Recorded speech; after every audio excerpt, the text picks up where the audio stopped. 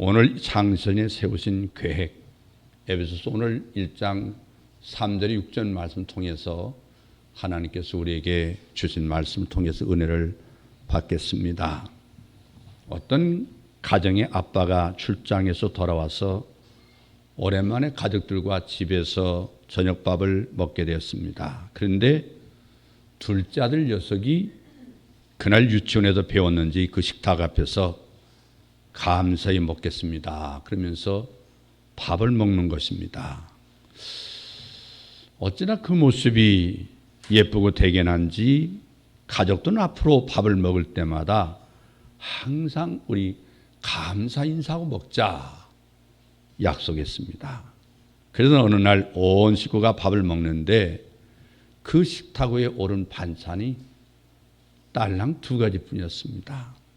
그때 누구보다도 입에 튀어나온 사람은 그 집의 가장인 아빠였습니다.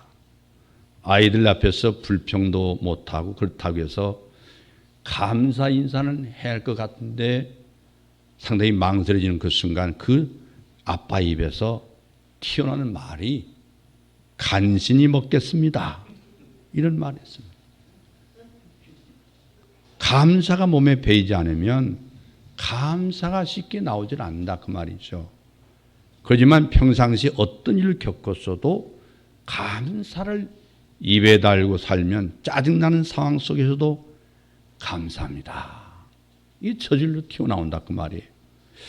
한국이 나온 세계적인 원자력 학자인 그 삼성제일성결교회 장로님인 정근모 박사가 계신데 그가 쓴 나는 과학자보다 신실한 기독교인이 되고 싶다 이런 책을 보면은 그분의 아들에 관한 이야기가 나옵니다. 이 정근호 박사는 24살에 미국 대학의 교수가 된 분이거든요. 우리 한국에 나온 천재입니다. 이 천재 장로님께서 사실은 일찍이 장로도 됐고 또 우리 한국의 일찍이 원자력 발전을 해서 크게 이바지한 분인데 이분이 이제 그분의 책을 쓴 거 보면 정근모 박사의 아들이 10살 때부터 만성 신장염을 앓았다고 합니다. 그 일로 정근모 박사님은 마음고생이 이루말 수 없었습니다. 그 위에 정근모 박사가 자신의 신장을 떼서 그 아들에게 이식해 주었습니다. 그렇지만 20년 동안 생과 죽음을 넘나들면서 투병하던 아들이 자동차에 뛰어들었습니다. 자살 기도를 했습니다. 그래 얼마나 마음이 아프고 불평했겠습니까? 그런 와중에도 정근모 박사는 부인과 같이 기도했습니다. 그렇지만 기도 응답이 빨리 되지 않자 하나님께 실망하고 낙심이 이만저만이 아니었어요. 그러던 어느 날 신장염을 앓고 있는 아들 때문에 감사라 하나님 음성이 들렸어요. 내가 짐으로 여겨온 아들을 통해서 너하고 내 가족이 구원받았지 않느냐. 하나님의 음성이 그에게 들렸습니다. 그때 정근모 박사는 이렇게 고백했다고 합니다. 주님, 제 아들은 효자입니다. 그 아들 때문에 제가 예수 믿었습니다. 그리고 그 아들 때문에 제가 겸손해졌습니다. 저를 위해 무거운 짐이 되었던 아들에게 감사합니다. 그 2001년도 그 아들은요, 뇌출혈로 죽게 됐는데 죽어가면서 아버지에게 마지막 이렇게 말을 남겼습니다. 아버지, 제 죽음을 축복해 주십시오. 힘들고 고통스러운 여행은 이제 끝났습니다. 이제 하나님 곁으로 가게 되니 감사합니다. 얼마나 행복한지 모르겠어요. 저로 인해서 절대로 눈물을 흘리지 마세요. 지금까지 6번이나 대수술을 받고 온갖 비관과 절망 속에서 설교하던 아들이 죽어가면서 한 말이 그것입니다. 그런 그 아들의 말에 정금호 박사님, 이 장로님 부부는 오히려 아들의 죽음을 보면서 성령이 충만했습니다. 하나님의 의로 속에서 정말 위로를 받았어요. 그 아들이 죽어가면서 감사하는 그 고백으로 인해서 정금호 박사님 부부는 그때부터 더 큰 감사의 삶으로 하나님 앞에 나가게 됐다고 그럽니다. 여러분, 다음 주일은 성경 말씀대로 수장드린 추수감사절 예배를 드립니다.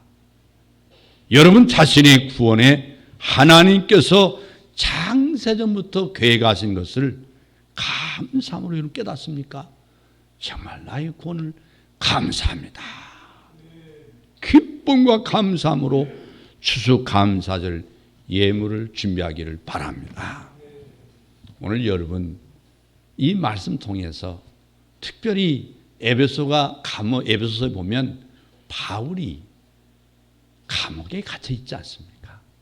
그 상황 속에서 주신 이 복음의 메시지를 듣고 오늘 참 교회가 무엇이냐, 참 믿음이 어떻게 해서 나에게 믿음이라는 은사를 주어졌느냐, 그 믿음의 결과는 나에게 어떤 선물로 하나님 축복해 주셨느냐, 이 축복을 여러분 것으로 받아들이길 주의 이름으로 축원합니다. 우리의 구원이 언제부터 시작된지는 알고 계시죠? 여러분, 예수님을 영접하신 때부터입니까? 아니면 예수 그리스도께서 나의 죄를 위해서 십자가에 못 박히신 2000년 전부터입니까? 성경은 창세전의 그리스도 안에서 우리를 택했다고, 하나님께서 창세 이전에 우리를 택하여 주셨다고 말씀하고 있습니다. 우리들이 구원받게 된 기원은 창세 이전으로 거슬러 올라가야 합니다. 우리가 온전한 자들 중에서 지혜를 말하는 이는 이 세상의 지혜가 아니요 또 이 세상에도 없어질 통치자의 지혜도 아니요 오직 은밀한 가운데 있는 하나님의 지혜를 말하는 것으로서 곧 감춰졌던 것인데 하나님이 우리의 영광을 위하여 만세전에 미리 정하신 것이라고 고린도전서 2장 6절로 7절에서 말씀하고 있습니다. 그러면 어찌하여 하나님의 구원 계획이 만세전에 되어진이라고 증언하고 있느냐, 그 말입니다. 하나님 되심을 인정하기 때문에 그렇습니다. 세상에 죄가 들어온 이후부터 부랴부랴 세워진 구원의 계획으로 말한다면 여러분 어떻게 되겠어요? 소 잃고 외양간 고치는 일은 사람들도 할 수 있습니다. 만일 하나님께서 그렇게 하셨다면 하나님을 하나님이라고 고백할 수 없는 거죠. 더 이상 하나님이 아니시죠. 우리의 구원은 내가 예수 그리스도를 믿었을 때 시작된 것이 아니라 그 말입니다. 이 세상 짓기 전부터 하나님께서 나를 택하심이 있었기 때문에 내가 구원을 받게 되었다. 여러분 믿으십니까? 그것을 믿게 하신 분이 누구냐? 성령님이십니다.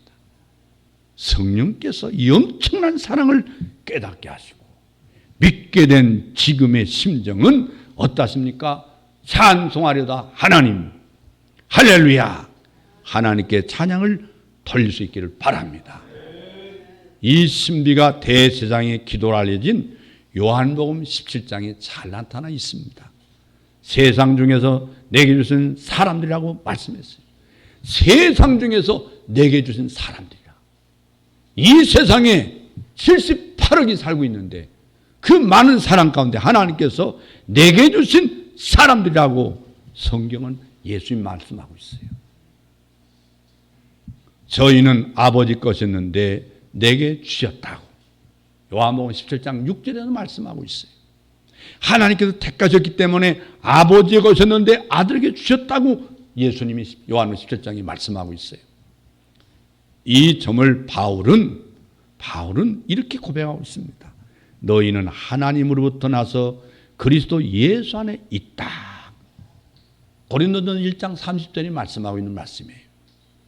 우리를 택하셔서 그리스도 안에 집어넣어준 분이 누구냐? 하나님 아버지시다. 그래서 우리가 그리스도 안에 있게 되었다. 여러분 주 안에 and Christos in Christ 예수 안에 하나님께서 우리를 택하셔서 그 아들에게 주시면서 택하신 자들의 죄를 대속하도록 하나님이 작정하셨다. 십자가에는 하나님의 아들이 달리고 대못은 그의 몸에 박혔지만은 그때 우리는 그리스도 안에서 거기 있었다 그 말이에요. 이 과정을 통해서 옛사람 죽고 새사람이 태어나게 하신 이것이 하나님께서 내신 지혜요 하나님의 비밀인 줄로 믿습니다. 할렐루야. 그래서 허물로 죽은 우리를 그리스도와 함께 살리셨다. 너희는 은혜로 구원받은 것이라. 또 하나님께서 함께 일으키사 그리스도 예수 안에서 함께 하늘에 앉혔다고 2장 5절에서 6절에서 말씀하고 있지 않습니까? 여러분 창세 이전부터 시작하셔서 역사 이후에까지 이 걸치는 상상을 초월한 이 광대하신 하나님의 구원 계획 속에 저와 여러분이 포함되어 있습니다. 이것이 축복입니다. 창세전 그리스도 안에서 우리를 택하셨다. 이 말씀의 의미를 사도 바울은 명쾌하게 해석하고 있는 것입니다.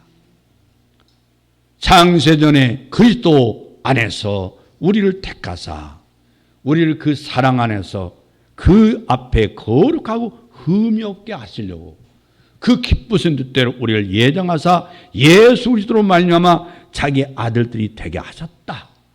오늘 4절 5절에서 본문에 말씀하고 있지 않습니까? 사도 바울은 또한 4절에 6절을 보면 하나님께서 우리를 창세전에 택하신 목적이 있다고 했어요.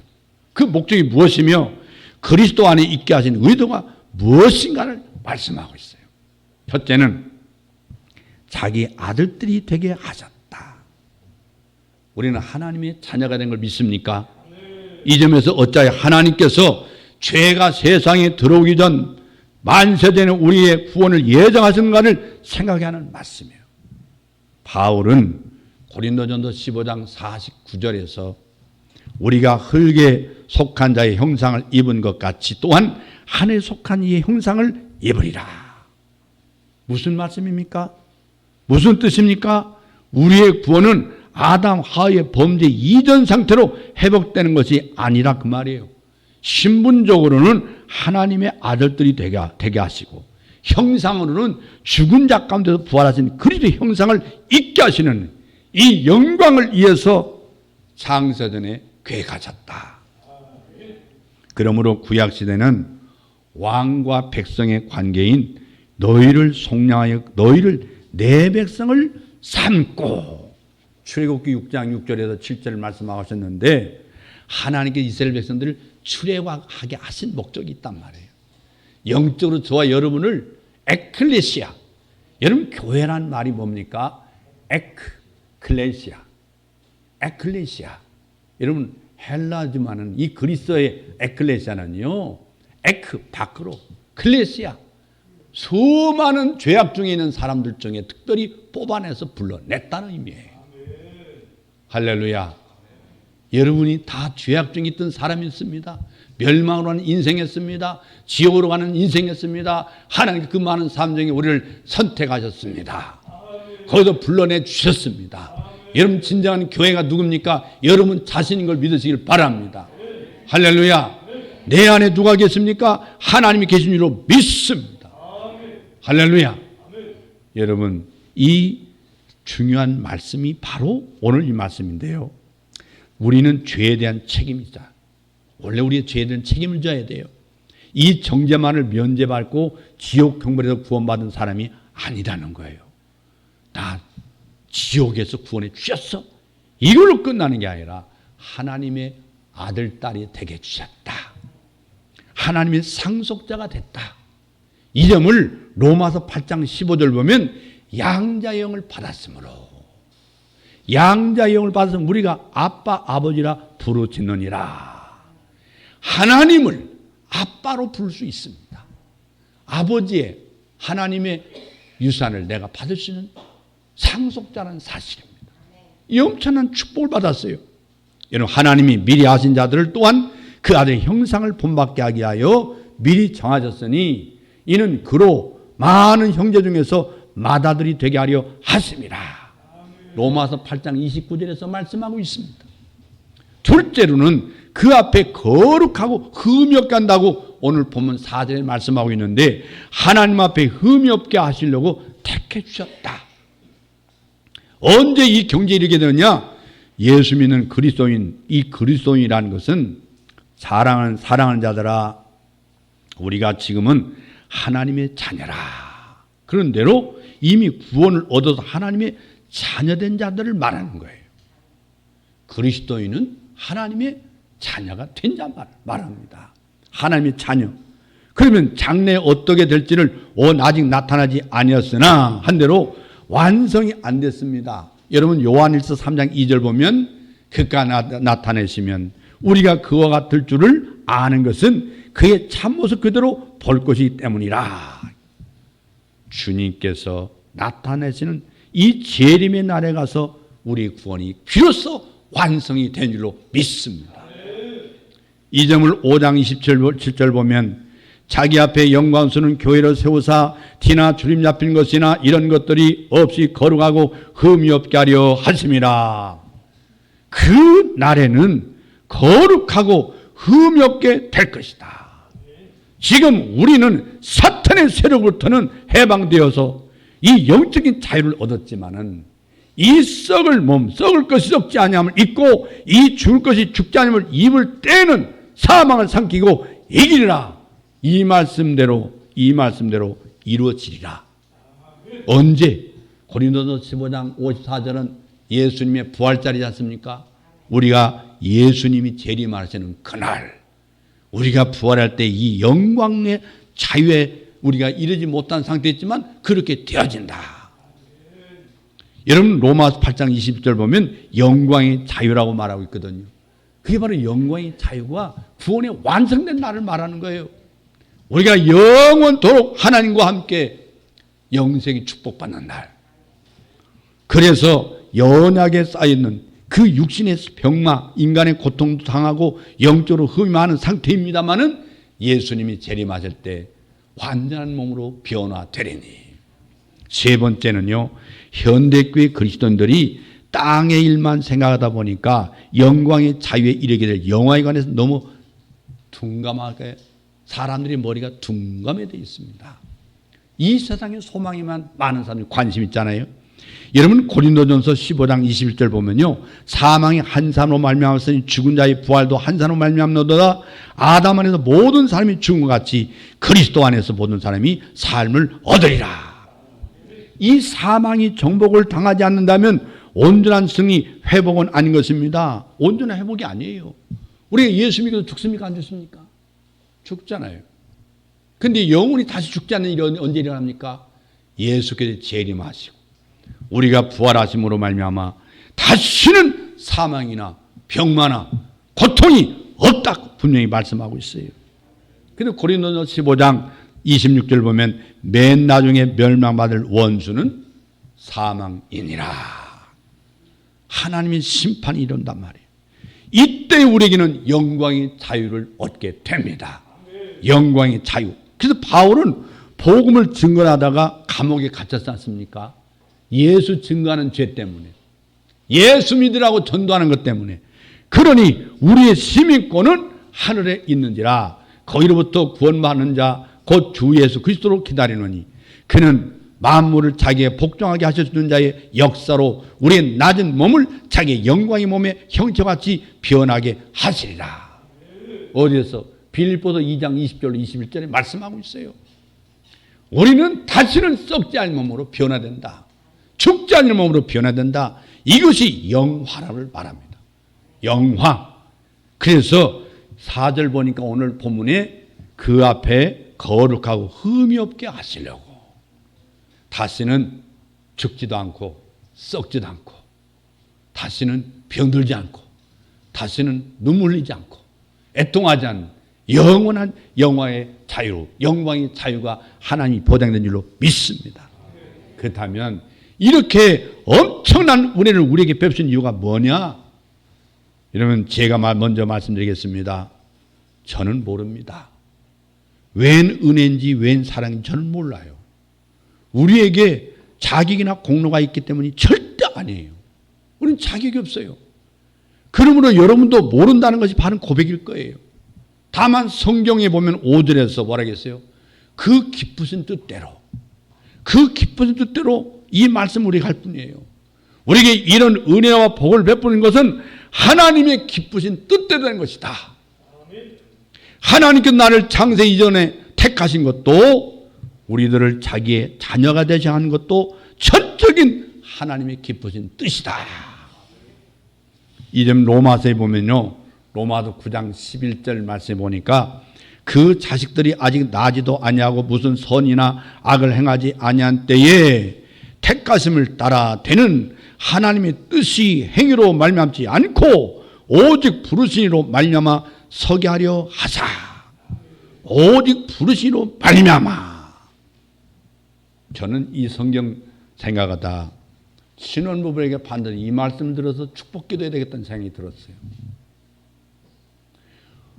어머니 아버지를 통해서 복중의 인간이 만들기 전부터 하나님의 선택받은 자가 그 몸에 태어나기를 바랍니다. 하나님 축복받은 하나님의 생명이 여러분 신혼가정에 새로운 하나님의 축복의 태가 되기를 제 이름으로 축원합니다. 할렐루야. 이 모든 축복을 가능케 하는 것은 예수 그리스도로 말미암는 거라고 5절 7절에서 말씀하고 있어요. 예수 그리스도로 말미암아. 연결고리 때문에 가능했다는 걸 놓쳐서는 안 됩니다. 이런 종교개혁자들은요 이렇게 말합니다. 복음은 이 말미암아라는 고리에 연결되어 있다. 이런 말을 했어요. 말미암아. 우리는 그리스도 안에서 그의 은혜의 풍성함을 따라 그의 피로 말미암아 어떻게 됐어요? 속량. 속량이 뭡니까? 죄 사함을 받았다. 죄 용서를 받았다. 그래서 모든 사람이 죄를 범했는데 하나님의 영광이 이르지 못하더니, 하나님의 영광이 이르지 못한다는 무슨 뜻입니까? 하나님과 함께 있을 수가 없습니다. 에덴 동산에 쫓겨났습니다. 우리는 하나님에 설 수 없는 죄인입니다. 그런데 하나님에 설 수 있는 영광의 은혜를 우리에게 주셨습니다. 예수 그리스도의 십자가의 대속의 속량으로 우리가 하나님에 설 수 있는 영광의 축복을 받았습니다. 할렐루야. 그래서요 여러분, 이 사람이 죄를 범해서 하는 영광이 이르지 못하더니 그리스도 예수 안에 있는 속량으로 말미암아 이 연결고리를 잘 생각합니다. 말미암아 하나님의 은혜로 값없이 의롭다 하심을 얻은 자 되었느니라. 그러므로 우리가 믿음으로 의롭다 하심을 받았으니 우리도 그리스도 예수 그리스도로 말미암아 하나님과 화평을 누리자. 로마서 3장 24절에 말씀하신 말씀인데, 구원은 전적으로 누구로 말미암아 이루어진 것이다? 예수 그리스도로. 예수 그리스도의 연결로 내가 구원받았다. 이 말미암아가 끊어지거나 놓치게 되면 그리스도에게서 끊어지고 은혜에서 떨어진 자 된다고 바울은 갈라디아서 5장 4절에서 말씀하고 있어요. 우리가 예수가 없이는 우리는 하나님에 설 수가 없습니다. 예수 십자가의 속량이 없이는 우리는 하나님의 영광의 축복을 받을 수 없습니다. 그렇기 때문에 예수 그리스도로 말미암아. 그래서 바울은 생각컨대 2장 11절 보면, 로마서 8장 17절이나 고린도후서 5장 14절에 보면 이 말씀을 호소합니다. 여러분 신앙생활의 묵상은요 영혼을 소성케 하는 활력소가 되는 거예요. 하나님께서 이렇게 행해 주신 일에 우리가 무엇인가 보탠 일도 아무것도 없습니다. 하나님께서 우리를 선택했을 때 우리가 무엇을 했습니까? 아무것도 한 게 없습니다. 아무것도 한 거 없어요. 우리는 오직 했다면 죄를 지었을 뿐입니다. 그런데 성령님께서 우리를 거듭나게 했을 때 여러분 우리를 거듭나게 해서 우리도 함께 도와줬습니까? 우리는 아무것도 한 것이 없습니다. 아무것도 할 수 없습니다. 그래서 사도 바울은 이런 고백합니다. 모든 것이 누구에서 났다? 하나님께로서 났다. 고린도후서 5장 18절 말씀이 그랬습니다. 하나님께로 났다. 이 점을 구속사라는 넓은 문맥으로 살펴볼 때요 더 확고하게 고백할 수 있습니다. 내게 토단을 쌓고 그 위에 내 양과 소를 네 번제와 화목제를 드리라. 내가 내 이름을 기념하게 하는 모든 곳에서 내게 임하여 복을 주리라. 내가 내게 돌로 제단을 쌓거든 다듬은 돌로 쌓지 말고 내가 정으로 그걸 쪼면 부정하게 함이라. 이 출애굽기 20장 24절에 보면요, 돌도 다듬지 말고 있는 그대로 하는데, 그 무슨 뜻이냐면 드려지는 번제는 태워서 드리는 제사잖아요. 그리고 화목제는 그리스도께서 대속제물이 되실 예표인데, 우리의 구원은 예수 그리스도께서 단독적으로 단번에 이루어 주신 이 하나님의 하신이라 그 말이에요. 내가 한 거에 아무것도 없어요. 여러분, 내가 예수 믿어서 구원받았다? 여러분, 그런 잘못된 생각을 갖지 마세요. 내 구원은 내가 1년 생활해도 믿음이 좋았다, 나빴다, 열심히 했다, 또는 교회도 가고 싶었다, 안 가고 싶었다, 게을러가지고 잠이나 자자 할 때 있고, 1년 내내 보면 신앙생활이 그냥 평등하게 그냥 80, 90도가 딱 유지 됩니까? 믿음이 좋았다, 안 좋았다, 흔들렸다, 그러지 않습니까? 우리 믿음으로 만약 구원받았다. 그 웃기는 얘기입니다. 하나님의 은혜로 구원받은 겁니다. 십자가의 대속을 구원받은 겁니다. 내 능력으로 구원받은 아무것도 없습니다. 하나님의 선물이라고 성경은 말씀하고 있습니다. 할렐루야. 이제 이 말씀 결론을 맺어갑니다마는 6절 말씀에 함께 읽겠습니다. 우리 다 같이 6절 말씀 있습니다. 시작. 이는 그가 사랑하시는 자 안에서 우리에게 거저주시는 바 그의 은혜의 영광을 찬송하게 하려는 것이라. 이 6절은요, 성부 하나님이 하신 일에 대한 찬양입니다. 하나님이 이 일을 하셨다. 여러분이 교회 와서 제일 먼저 할 일은요, 기도죠. 하나님, 제가 혹여나 주님 말씀대로 산다고 했는데 잘못된 죄 있거든 기억나게 할 뿐 아니라 혹시 기억이 나지 않더라도 용서해 주세요. 하나님 그 회개의 예배를 받기를 원하는 거예요. 교회 헌금으로 오는 게 아니에요. 회개가 먼저가 돼야 헌금이 값어치가 있는 거예요. 회개 없는 헌금은 의미가 없는 거예요. 그래서 제가 찬송을 드리자고 하지 않습니까? 찬송은 뭡니까? 하나님께서 하신 일에 대한 찬양을 드리는 거예요. 하나님 나를 구원하신 걸 찬양을 드립니다. 하나님 일주 동안 내가 살고 먹고 사는 모든 하나님의 은혜였습니다. 찬송을 받으시옵소서. 이 찬송도 예배입니다. 예배. 기도도 예배, 찬송도 예배. 여러분 헌금도 예배, 몸을 드리는 것도 예배, 시간을 드리는 것도 예배, 예배 시간에 기쁨만으로 드리는 것도 예배, 사모하는 마음으로도 예배. 어디로 출발했습니까? 집에서부터. 그런데 우리의 구원은 누구로 출발했습니까? 하나님으로부터. 누구의 속량으로 내가 그리스도인이 됐습니까? 예수님 때문에. 예수님 말미암아. 이 사실을 믿게 한 일은 누굽니까? 하나님 보내신 하나님 영인 성령께서 내가 죄임을 깨닫게 해주셨습니다. 예수 그리스도를 믿게 했습니다. 하나님 아버지라고 고백할 수 있는 이 믿음을 주셨습니다. 할렐루야. 그래서 하나님 축복을 받았어요. 여러분 사랑하시는 자 안에서 그런 말씀하고 있잖아요. 로마서 3장 24절 여러분 기억하십니까? 하나님의 은혜로 값없이 의롭다 하심을 얻은 자 되었다. 내가 구원받은 값없이 주신 선물이다. 여러분 은혜를 못 받으면요 평강이 없습니다. 그래서 바울은 언제든지 은혜 위에 평강을 말하고 있어요. 은혜가 먼저입니다. 하나님 그리스도 예수 안에 주신 은혜 위에 평강, 샬롬의 축복이 있는 겁니다. 이 십자가의 은혜가 없이는 평강이 되지 못합니다. 이 믿음을 갖기를 주의 이름으로 축원합니다. 그래서 사도 바울은 오늘 본문 1절에 6절까지 말씀 보면 그 예수 그리스도, 주 예수 그리스도라고 부르기를 7번이나 반복하고 있거든요. 사도 바울은 예수 그리스도를 부르기를 얼마나 사모했는지 여러분 볼 수가 있습니다. 예수. 여러분 예수라고 하는 걸 여러분 마음속에 늘 부르면서 기도할 때 왜 예수라는 이름을 그렇게 강조합니까? 그로 말미암아 우리가 하나님의 영광을 받게 되었으니까. 할렐루야. 그래서 말씀의 결론을 맺겠습니다. 그렇다면 우리가 할 일이 무엇이냐? 우리에게 거둬진 바 그 은혜의 영광을 찬미하게 하려는 것이다. 여러분 우리의 예수 그리스도 참여합니까? 정말 기쁨으로 참여합니까?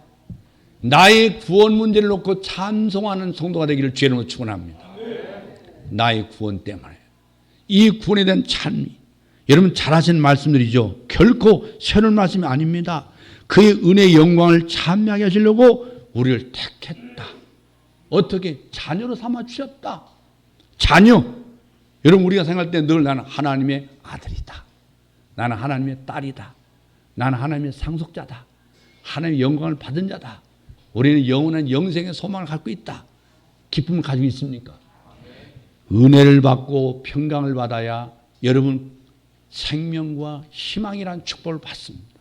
그 희망 속에서 내일의 소망을 갖게 되고 내일의 꿈을 갖게 되고 그리고 다단 2023년도를 새롭게 꿈을 꿀 수 있는 것입니다. 은혜 위에 평강이 넘치기를 주의 이름으로 축원합니다. 여러분 삶 속에 하나님 영광을 돌리는 삶이가 있기를 주의 이름으로 축원합니다. 할렐루야. 기도하겠습니다.